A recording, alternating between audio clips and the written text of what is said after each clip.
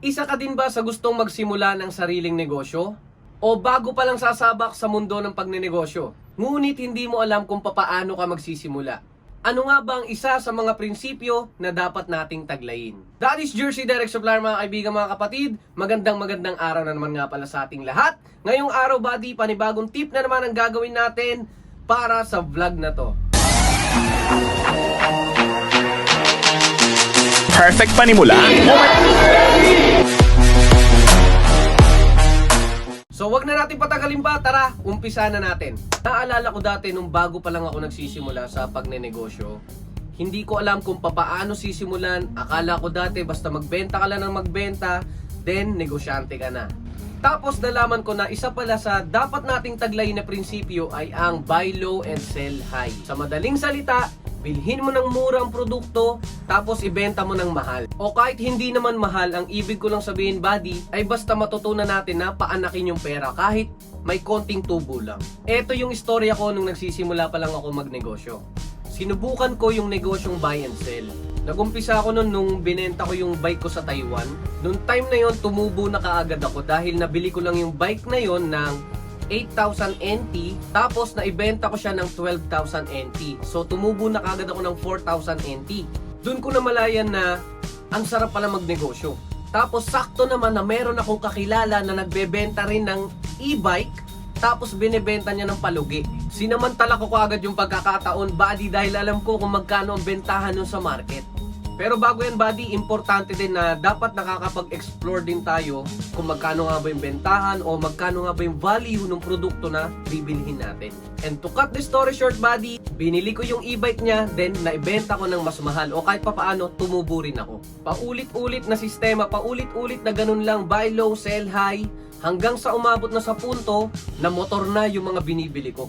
Tapos benta lang ulit. Alam ko, umabot pa ako na ng 2 motor yung unit na binibenta ko. Tapos bukod pa yung mga e-bike na nabibili ko. At isa yan sa mga naging negosyo ko noong nagsisimula pa lang ako.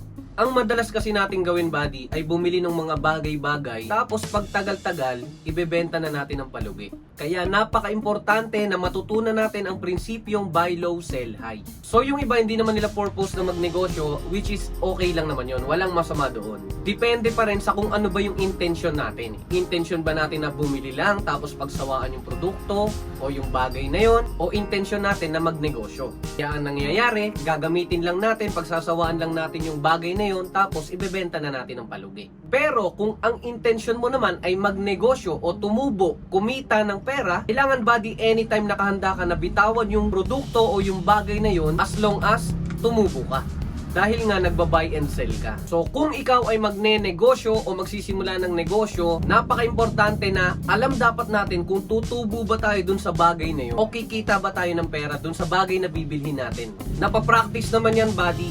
Umpisahan mo lang, then along the way, hindi mo namamalayan na natututo ka na pala magnegosyo. Huwag tayong matakot na sumubok ng sububok, buddy. Kung gusto natin matuto magnegosyo, pwede nating umpisahan dyan sa prinsipyo na yan na buy low and sell high. Kahit anong bagay pa yan, buddy, basta wag lang baliktad.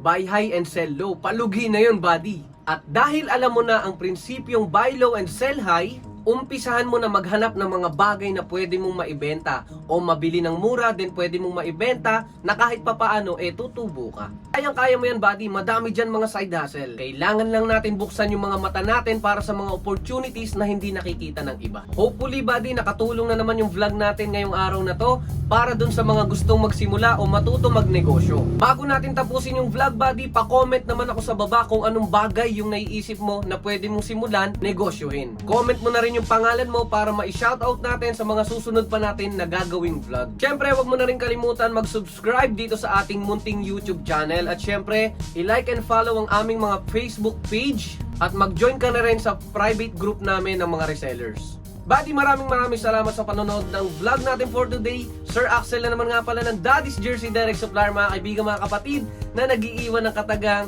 basta't kailangan mo ng pambentang jersey, hanapin lang si Daddy's Jersey. Maraming pong salamat. Team Daddy's Jersey!